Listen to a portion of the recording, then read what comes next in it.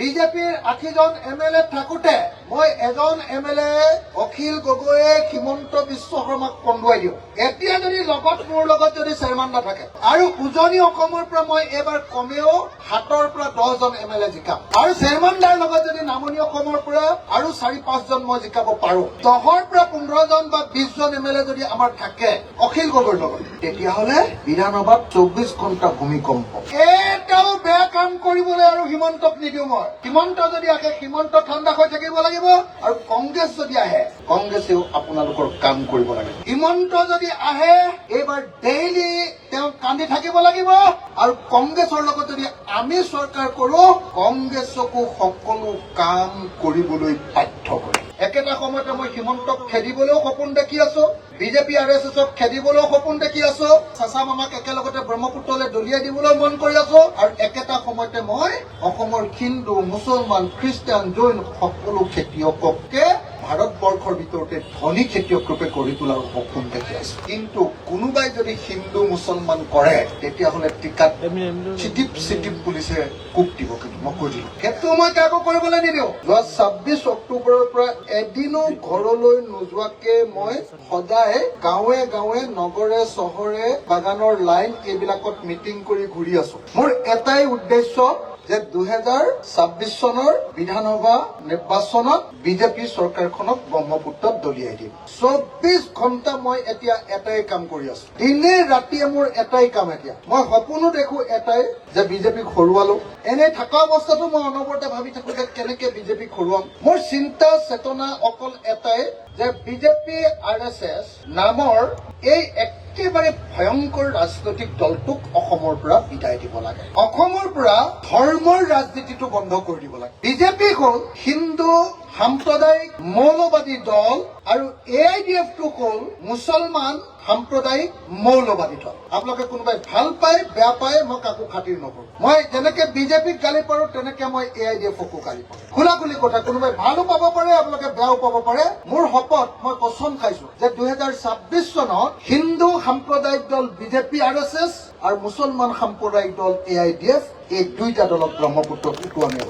মই সদায় মিটিং বিলাকত ধেমালি কৰি কৈ থাকো বোলো 2026 এইবাৰ মামা আৰু চাচা দুইজনকে এখন চকীত বান্ধিম, গামোচাৰে বান্ধিম। তাৰপিছত এইফালে হিন্দু এইফালে মুছলমান, হিন্দু আৰু মুছলমান চব মানুহে লগ লাগিম, এনেকে কৰি একদম ব্ৰহ্মপুত্ৰৰ দ ঠাইলে দলি মাৰিম।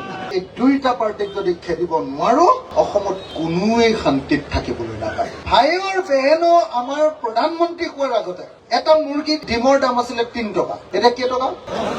10 টকা। কেই টকা দাম বাঢ়িলে 3 টকাৰ পৰা 7 টকা। এটা মুৰ্গীৰ ডিমৰ দাম বাঢ়িলে 7 টকা। কোনোবা মানুহে কব পাৰিছে নেকি যে মুৰ্গীৰ ডিমৰ দাম কিয় ইমান বঢ়াইছ? যদি কোনোবাই কয় সেইটোৰ নাম অখিল গগৈ, আৰু যেতিয়াই মই কওঁ যে মুৰ্গীৰ ডিমৰ দাম কিয় বঢ়াইছ তেতিয়া কয় যে ই মুছলমানৰ পক্ষ। ইয়াৰ চব প্ৰশ্নৰে উত্তৰ হিন্দু মুছলমান। ইণ্ডিয়া টুডে বুলি চেনেল এটাই মোক সুধিছে কিয় অনবৰতে বিজেপিক গালি পাৰ। মই বোলো সিহঁতৰ চব্জি যিটো আঞ্জা বনাই সেই চব্জিটোত অকল এটাই মছলা থাকে, সেইটো হ'ল মিয়া মুছলমান, হয়নে?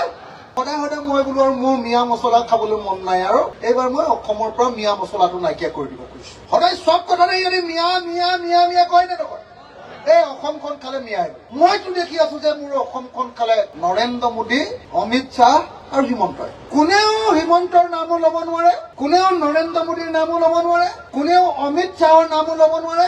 নাম কোনোবাই যদি লয়, আনকি ফেচবুকতো যদি নামটো লয় সিহঁতৰ, তেতিয়াহ'লে লগে লগে জেলত ভৰাই দিয়ে। সেই মানুহজন যদি চৰকাৰক গালি পৰা মানুহটো যদি কেনেবাকে মুছলমান হয় তেতিয়াহ'লে পুলিচে ধৰি নিব আৰু ৰাতি 12টা বজাৰ পাছত জাগা দেখুৱা বুলি নিয়া বুলি কৈ গুলিয়াই মাৰি দিব। সেইদিনা মই বিধানসভাত সুধিছিলো এতিয়ালৈকে হিমন্ত বিশ্ব শৰ্মা চৰকাৰখনে কেইটা এনেকে পুলিচে ধৰি নি গুলিয়াই মাৰিছে? কৈছে 80টা মানুহক এতিয়ালৈকে আমি গুলিয়াই মাৰিছো। সংবিধানত কৈছে যে এইটো কাম কেতিয়াও কৰিব নোৱাৰিবা। যদি মানুহক কোনোবাই পুলিচে ধৰি নিয়ে, পুলিচৰ কাম হ'ল তেওঁক ধৰি নি কোৰ্টত খাৰা কৰিব লাগিব। কোৰ্টে ক'ব যে সি চুৰ কৰাটো হয় নে নহয়। পুলিচে ধৰি নিয়ালৈকে দায়িত্ব, আৰু পুলিচে তাৰ লগত কথা পাতি সি কি কথা ক'লে সেইখিনি লিখি দি কোৰ্টত জমা দিয়াটোহে কাম। কোৰ্টে বিচাৰ কৰি দিব কোনটো ভাল কোনটো বেয়া, কোনটো জেলত যাব লাগে, কোনটো ঘৰলৈ ঘূৰাই পঠিয়াব লাগে। ইহঁতে সেইটো কোৰ্টে বিচাৰ কৰাৰ আগতে ৰাতি লৈ যায়, জাগা দেখুৱাবলৈ লৈ যায় আৰু ৰাতিয়ে বুকুতে গুলিয়াই মাৰি পেলায়। এইটোৱে হ'ল এই সময়ৰ গণতন্ত্ৰৰ আটাইতকৈ আটাইতকৈ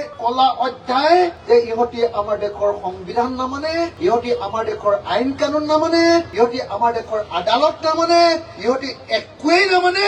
RSS আৰু বিজেপিয়ে আমাৰ সংবিধানখন ফালি আমাৰ সংবিধানখন ব্ৰহ্মপুত্ৰত পেলাই দি গংগাত পেলাই দি ইহঁতি তেহেঁতৰ হিচাপ মতে হিন্দু দাণ্ডাদাৰেৰে দেশখন চলাব খোজে। ময়ো হিন্দু মানুহ। বিজেপিয়ে হিন্দু দাণ্ডাদাৰেৰে এনেকে যদি দেশ চলাব খোজে নিয়ম মতেতো মই বিজেপি পিনে যাব লাগে যে সিহঁতি হিন্দুৰ হৈ কথা কৈছে, কিন্তু মই নাই। সেইকাৰণে মই আপোনালোকক কবলৈ আহিছো, আপোনালোকে যদি মুছলমানৰ দৃষ্টিকোণেৰে চাই, যদি আপোনালোকে AIDF-ত থাকে, আকৌ বদৰুদ্দিন আজমল চাহাবক ভোট দিব নেকি?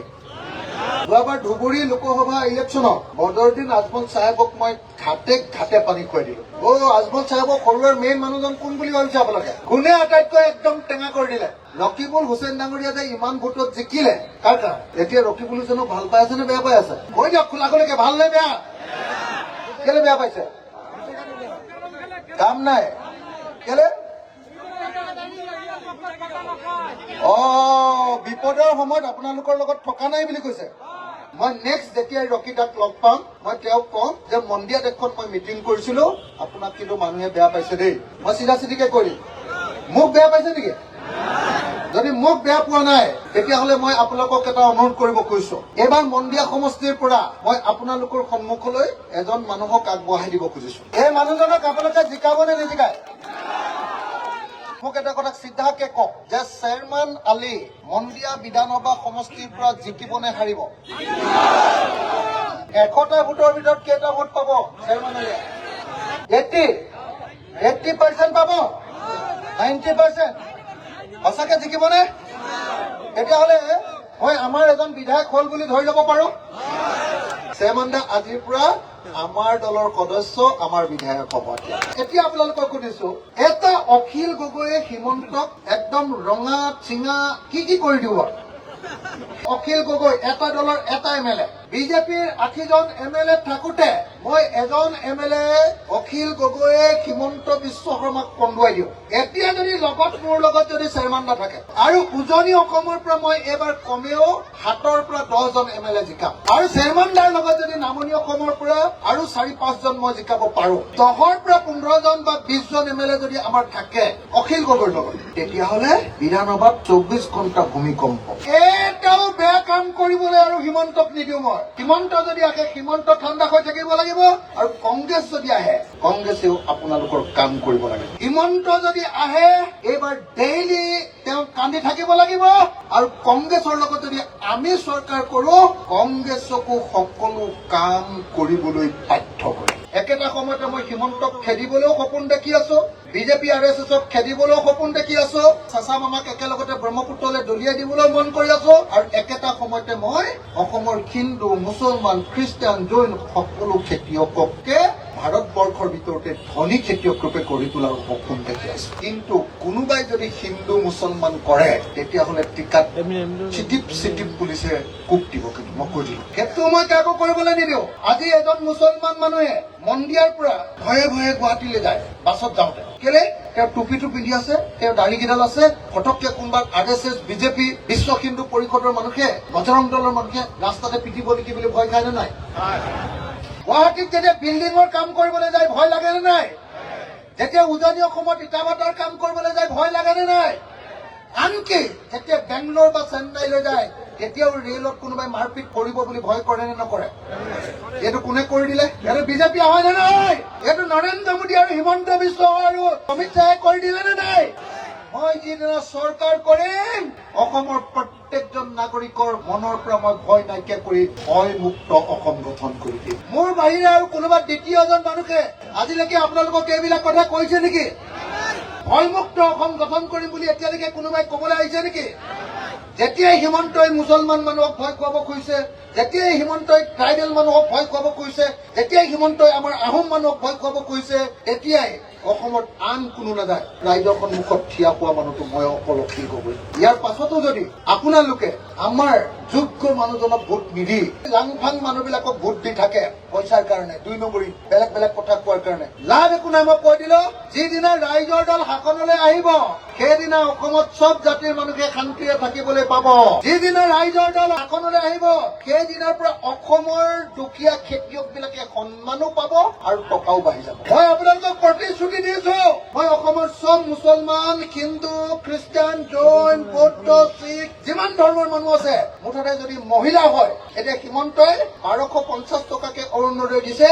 আমাৰ ৰাইজৰ দলৰ চৰকাৰখনে সকলো মহিলাকে 3000 টকাকে অৰুণোদয় দিয়ে। অকল মহিলা নহয়, যিমান মতা মানুহ বিলাকৰ 65 ইয়াৰ্ছ হৈছে, 65 বছৰ হৈছে, চবকে 3000 কে। তাৰপিছত যিবিলাক মানুহ শাৰীৰিকভাৱে অক্ষম, ফিজিকেলি টেলেণ্ট, বিকলাংগ বুলি যে কয়, চব বিলাককে 3000 দিম। আৰু থাৰ্ড জেণ্ডাৰ, এই গাড়ীত গলে যে এনেকে যে হাত তালি মাৰি বজাই দিয়ে, কি বুলি কয়, আজিকালি হিজৰা বুলি কলে পিটন দিব। তৃতীয় লিংগ হয়নে নহয়?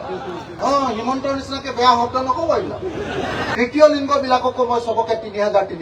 কিন্তু 3000 টকাত পৃথিৱীৰ কোনো মানুহ চলিব নোৱাৰে। সেইকাৰণে মই খেতি কৰি মানুহক ধনী কৰিম। হিমন্তৰ নিচিনা মানুহ বিলাকক এদিন অসমৰ খেতিয়ক মানুহে কব, ঐ হিমন্ত, তই জীৱনত এদিনো কাম নকৰিলি, খালি তই ৰাজনীতি কৰি সৰুৰ পৰা অকল 2 নম্বৰী কৰি পইচা ঘটি একদম ঘৈণীয়েৰক উত্তৰ পূৰ্বাঞ্চলৰ আটাইতকৈ ধনী মহিলা কৰিলি।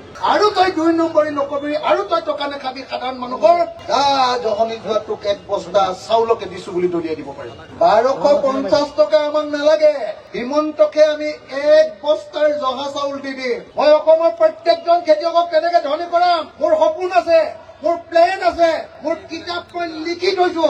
এই সপোনৰ অসমখন বুলি হিন্দু হওক, মুছলমান হওক, খ্ৰীষ্টান হওক, জৈন হওক, বৌদ্ধিষ্ট হওক, চব মানুহকে খেতিয়ককে মই ধনী কৰিম। এজন পুৰুষ বা এজন মহিলাক আমাৰ চৰকাৰ হোৱাৰ পাছত এজনক অতি কমেও মই 30,000 ইনকাম দিমেই দিম। যিদিনা আমাৰ চৰকাৰ কব আপোনালোকৰ LP স্কুল বিলাকত এটা কোঠাতে 4টা বা 5টা বা 6টা ক্লাছৰুম নাথাকে, একেটা ঘৰত আমি এটা কোঠাৰ কাৰণে এটা ক্লাছৰুম মই বনাই দিম। 5টা ক্লাছৰ কাৰণে 5জন শিক্ষক আৰু মাষ্টৰ বিলাকক মই বাহিৰৰ পৰা মানুহ আনি ট্ৰেইনিং দিম, যাতে আমাৰ ল'ৰা খুব ধুনীয়াকে শিক্ষা দিব পাৰে। হস্পিটেল বিলাক মই 1 নম্বৰ কৰি দিম, ভাৰতৰ 1 নম্বৰ হস্পিটেল কৰি দিম। যিদিনা চৰকাৰ কৰিম 5 বছৰৰ ভিতৰত অসমৰ NRC খন কমপ্লিট কৰি দিম। আৰু NRC যাৰ নাম ওলাব তাক আৰু কোনেও অসমত ডিষ্টাৰ্ব কৰিব নোৱাৰাকে মই এখন আইডেন্টিটি কাৰ্ড দিম। আৰু যিবিলাকৰ NRC নাম নোসোমাব, তাৰমানে বিদেশী 71 চনৰ পিছত অহা, তেওঁ হিন্দুৱে কওক মুছলমানে কওক, আপোনালোকে বিচাৰিলেও বিদেশীক মই অসমত থাকিবলৈ নিদিওঁ, চবকে নিজৰ দেশলৈ ঘূৰাই পঠিয়াম। 71 চনৰ পিছত অহা বিদেশীক অসমৰ পৰা ঘূৰাই পঠিয়ালে কোনোবাই ইয়াত বেয়া পাব নেকি? মই সুধিব কৈছো, নহলে হিমন্তই মোক এইটোতে ধৰিব এতিয়া।